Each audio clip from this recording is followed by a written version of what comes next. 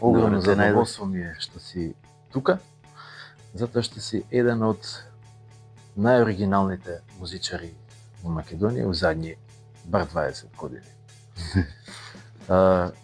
Кажи ми интересира, бидејќи си исклучителен креативец, дали ти е подобро сам да работиш у студио, никој да нема, или да си на термин кај што ќе те стиска време, кај што ќе имаш насоки од тонец, продуцент? Мислам дека ми е многу побаво кога сум во друштво. Значи, макар и со 500 го сметам тоа за друштво, но сепак човечкиот фактор и како не може да се замени со ефекти, со опрема. Значи, ептен може и у дечја соба, студио, само да има екипица мала. It takes two. Значи, двајца се веќе екипа според мене. Веќе сам уопште не ми е интересно, да. Не, а? Па, види, кога ќе размислам побаво, никогаш не сум бил сам, бидејќи, ете што викаш, 20 години и толку од прилика, можда и малку повеќе, не знам, се бавам со бендови, музика, сум бил минимум во 5 бенда, почнувајќи од Бла Бла Бла, Бейдафиш, PNG, до The John, за последете малце да се трансформирам у Лепи Џони. И кога ќе размислам, никогаш не сум бил сам, бидејќи целата приказна почна, баш како што кажав, во нашата дечја соба, моја и на сестра ми, тука во Лепокарија. Дали си ноќна птица или утринска? Дефинитивно трета смена ми е омилена, и малку и со прва смена, значи до 12 да си дома или да си легнеш, али попладне 12, нели? Јас секогаш сум викал, кога сме разговарали онака за музичари, значи во Македонија се еден ешалон на гитаристи во кој што спаѓаат според мене Гино, така, Горас Чаповски, Лепи Џони, Сецко, така, и тука би го завршил тој ешалон. Бидејќи има многу други ѕверови, така, и млади ձверови кои што сум ги спомнал, као Лука Ѓоргиевски, Симон Пеовски и така натаму, и други ձверови, меѓутоа овој ешалон кој што го спомнав е најуникатниот, бидејќи свират нешто што апсолутно никој не го свири. Се препознавате веднаш затоа што звучите само на себе, на никој друг. Дури апсолутно не робувате на стандардна техника на свирење гитари, на стандардни штимови, на стандардни звуци, на стандардни гитари. Така, така.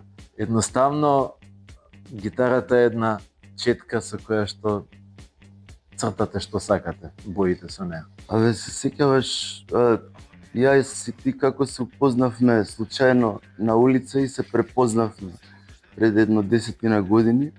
Морам да кажам тука дека околу гитариве и ти ми имаш многу помогнато од Спунт, свесно или несвесно. Јас никогаш не сум имал повеќе од 2-3 гитари.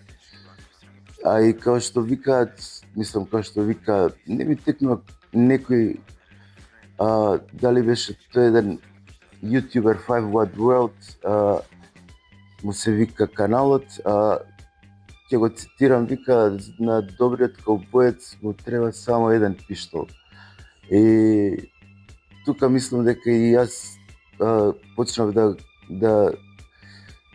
се враќам и да намалувам од опрема, педали, значи less is more, на некој поминимален концепт, ако може и директно појачало со гитара, Ја на овој муавет секогаш викам дека сепак е период. Така е. Дека кој што Се има треба да фази. се навратиш за не знаеш после што Секако, што ќе се секако. деси. Да. Секако. Еве, ајде, не мора да е една гитара, значи мора да се има и резерва, пошто се случуваат ствари, али интересно, баш во интересно друштво ме стави.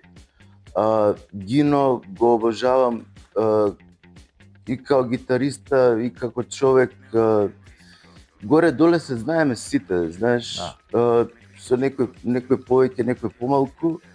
Исто, еве Сецко, например, на последниот концерт ми ја поземи Ритам машината, негова ретро, мислам дека е Ацетон Ейстон, односно што е претходник на Роланд и на сите тие.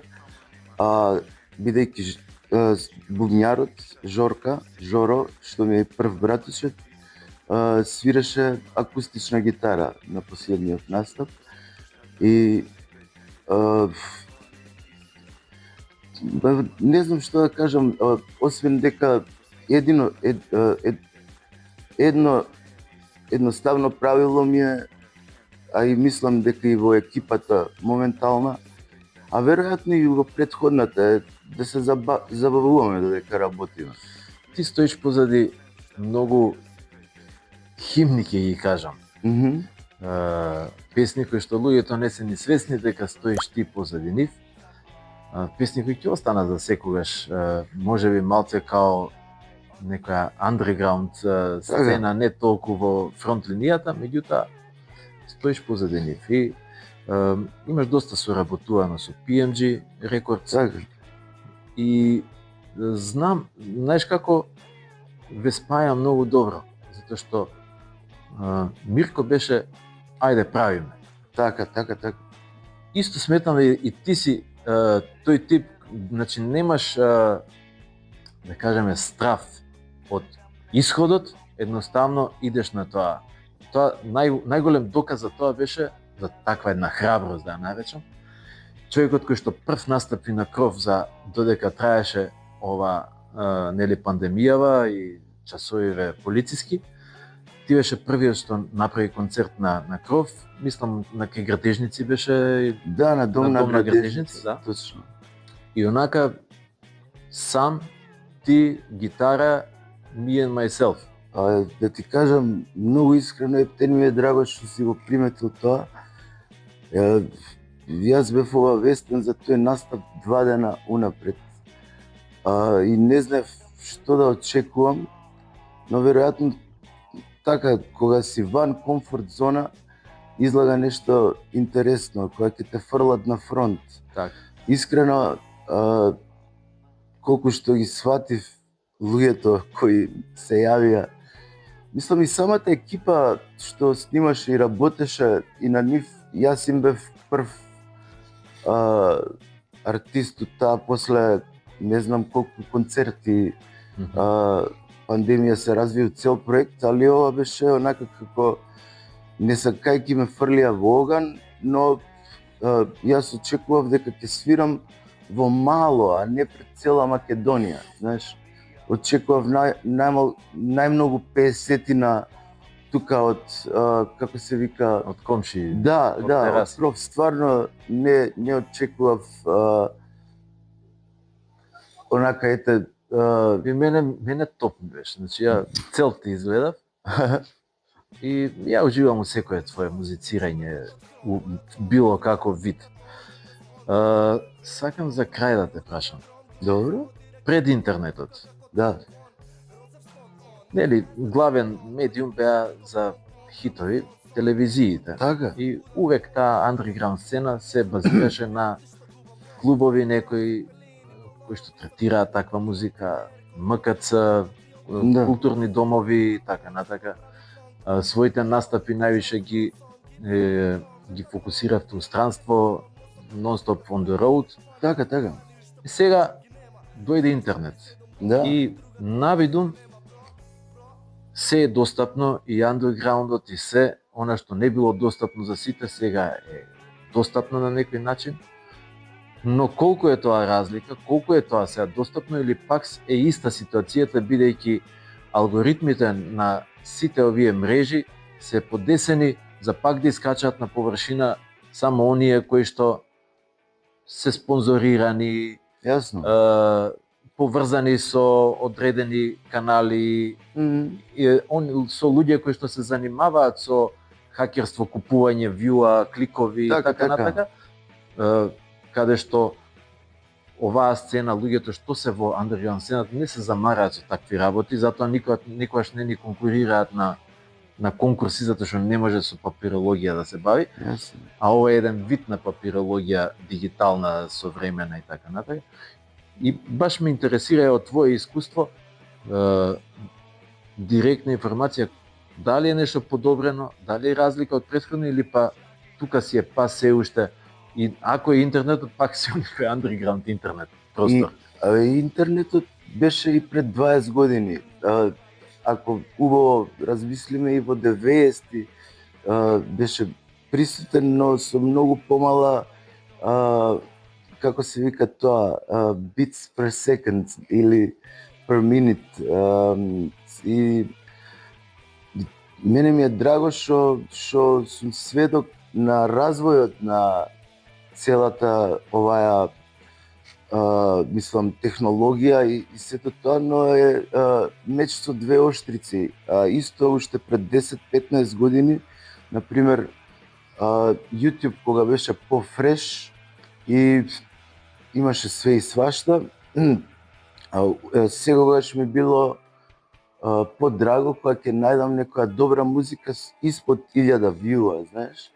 И никогаш не би биле репер тие за квалитет, рецимо гледаноста или лајкови или коментари. Така да Дали достапност, на пример, ќе ставиш твоја песна, така. Алгоритмите на самата платформа се така подесени за твојата песна пак е на некој начин андерграунд и во сајбер просторот. Па види, ама некои работи се дури намерно така подзакопани, знаеш, за слушателот да се потруди да види, да најде дека сепак имам 4-5 YouTube канала или не знам, дека може би има за бесплатно да се спушти некој издание, некој линк. Мислам дека мене лично тоа ми е како игра една, бидејќи кога све ти е достапно и дадено на тацна, малку и губи од вредност. Така, се што е убаво во природата исто е скриено. Значи, дијамант не можеш на површина да го најдеш, треба да копаш. Прекрасно. Не можеш добра книга да најдеш у маркет до каса. Да. И за се треба копање. Љуба, фала ти многу што не удостои со твоето присуство тука.